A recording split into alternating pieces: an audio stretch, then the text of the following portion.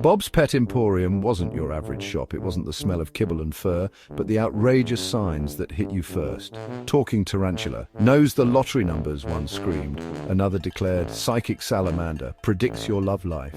Bob, a man whose smile was wider than his inventory was honest, greeted every customer with the same line.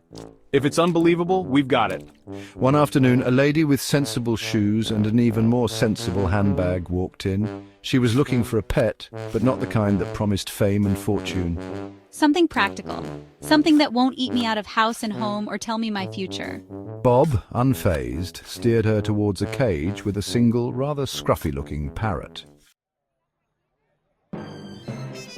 Now here's a fine feathered friend. This ain't your average squawker. The parrot, meanwhile, eyed them both with the bored air of someone forced to watch reruns of a show they didn't like the first time. This here's Percy, and he's got more brains than a library full of owls. The lady wasn't convinced. He doesn't look very bright. Percy yawned theatrically. Bright? Madam, this bird's a genius. He speaks 5 languages, can recite Shakespeare, and even knows how to make a mean omelet. Percy mumbled something that sounded suspiciously like, "I'd rather have a nap." Intrigued despite herself, the lady inched closer to the cage. Go on, ask him something, anything at all. Taking a deep breath, the lady looked Percy straight in the beady eye. If you're so clever, what's the capital of France?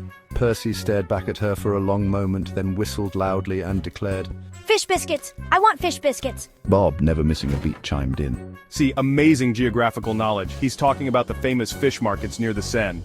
The lady, however, wasn't buying it. She'd seen enough. He's a fraud, just like the rest of this place. Bob simply shrugged, his smile never faltering. To each their own. As the lady bustled out, muttering about false advertising, Bob turned to Percy. Another satisfied customer? Percy, who had gone back to ignoring the world, finally spoke. "Don't be daft. Now about those fish biscuits." And as Bob chuckled, the bell above the door jingled again, announcing the arrival of someone who just might believe in a talking tarantula. After all, at Bob's Pet Emporium, the truth was far stranger and funnier than fiction.